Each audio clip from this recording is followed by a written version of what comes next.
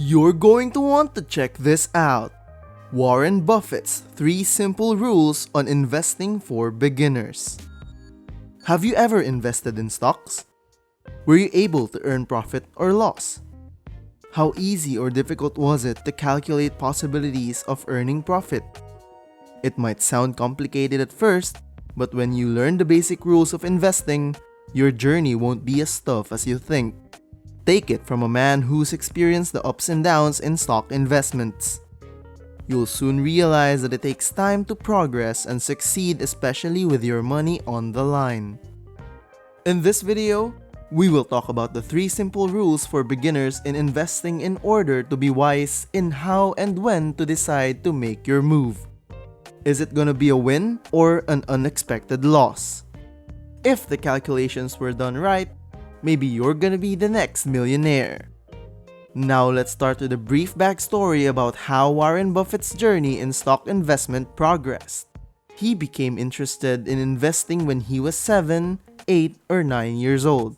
He bought his first stock when he was 11, and then he experimented with various parameters like the timing of the stock, charting them, and just trying some crazy ideas. He found it entertaining. Well, he wasn't profitable yet, but it was still a lot of enjoyment for him, and he did this until he was 19. Warren Buffett read all the books in investing in the public library and just ate up all of the information. He found it fascinating. Although he had no framework, he was just simply searching for something. Warren was hoping that the little things on the chart would tell him something about what a stock was going to do. It was kind of insane to him, but everybody else was doing it, so he reckoned that he'd do it too. He thought of turning the chart upside down, but that still wouldn't help. Then came the year 1949 when Warren read the book called The Intelligent Investor, written by Benjamin Graham. He had never heard of Benjamin Graham up until then.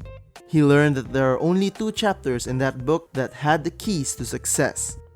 However, those 2 chapters set his philosophical framework for investing in 3 important ways. These 3 rules are so basic and so simple that it is hard to believe how they could be that relevant. But then again, the 10 commandments are easy to understand too. Here are Warren Buffett's 3 rules for investing. Number 1. The first rule is a stock is a part of business. One shouldn't think of a stock as something contrary. Generally, one values a business and they divide by the shares outstanding. Although thinking about what kind of business that an individual is getting into is important. Know what its economic characteristics are, who are its competitors, and even what is its management like. All of these things that are related to the business are essential to know instead of a little ticker symbol as Warren calls it. He used to know the ticker symbols of virtually every company on the New York Stock Exchange back when he was 11 or 12 years old. Warren didn't really know anything back then, except he knew that X was meant for US Steel and T was AT&T, and so on. However, he didn't know what was behind those, so he had to start looking at these little symbols, or what you could call as little names in the paper as business, and determine how does one value a business and what it counts. Before we get started, don't forget to subscribe to our channel and turn on notifications to learn more about wealth and get updates on our content. Now, let's continue with Rule number 2. The second thing Warren learned from the book is that Graham gives the reader a marvelous set point in terms of how the investors should react to stock market fluctuations.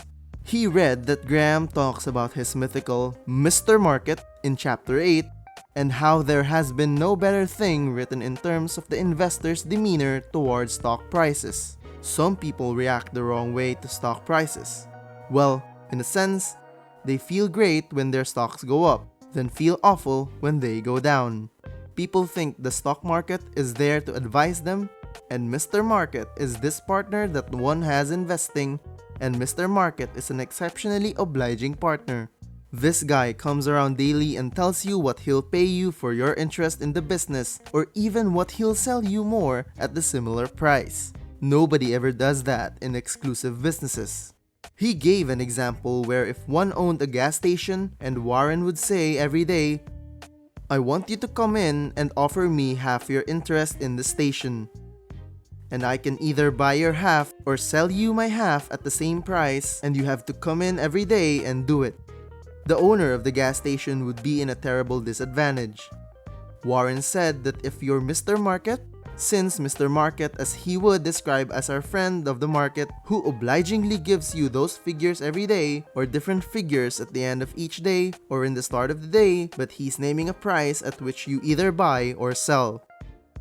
The magnificent thing about him is that this guy is actually an alcoholic manic depressive. What Warren means by this is that he's as unsound as they could come. He strays around the whole day and looks the mad crazy things, and he's going to name all kinds of insane prices, and you don't have to pay any attention to him, except for when it is your advantage to do something or make a move.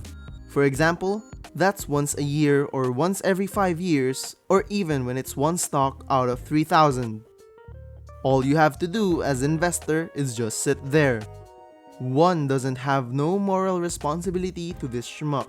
He's naming these numbers that you didn't ask him to, though he's doing it, and all you have to do is pick the one time he is notably depressed or especially manic, particularly drunk or whatever it may be. That is what's exceptional about stocks.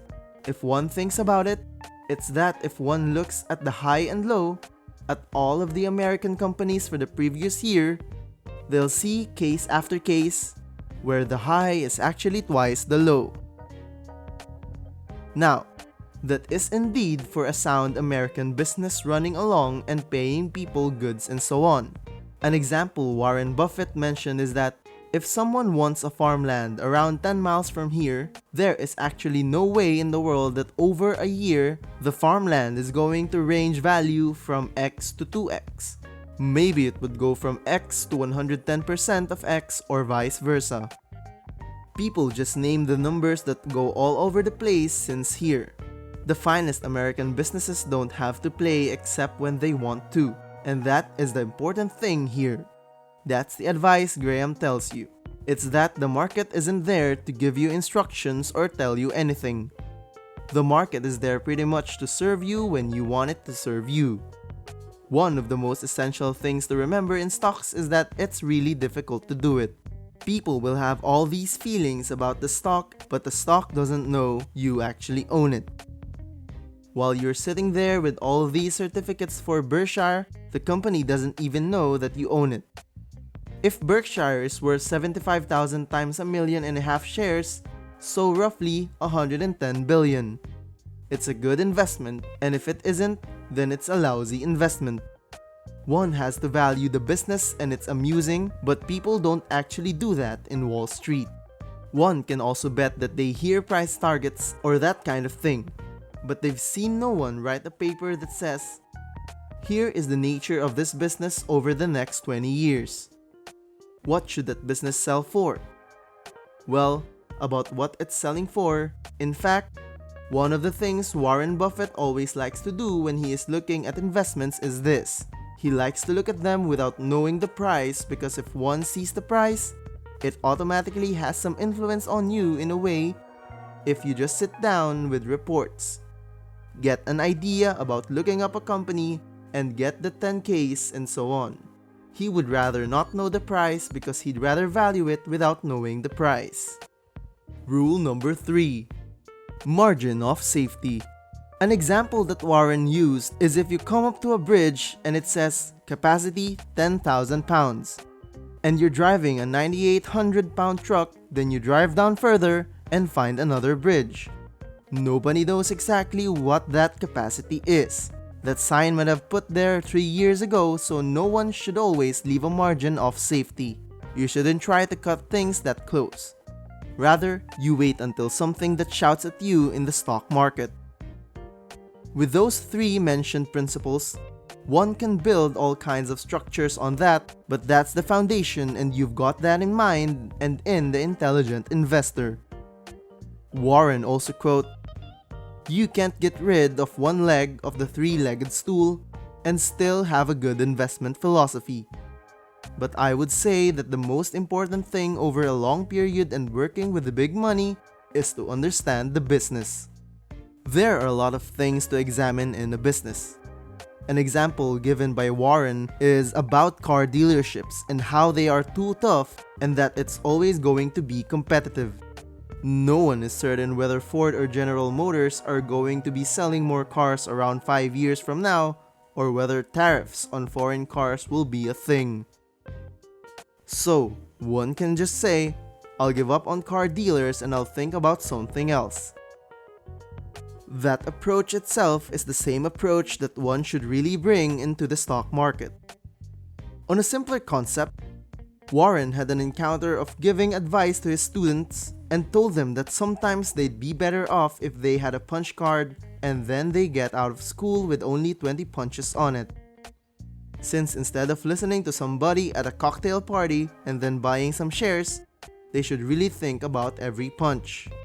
Warren Buffett concluded in his discussion that one should want to think about things that can move the needle, even though that gets tougher as the capital gets greater. That's the way to focus on investments. That's it for this video. If you enjoyed this content, please press the thumbs up button. You can also leave comments to let us know your suggestions and thoughts. See you next time!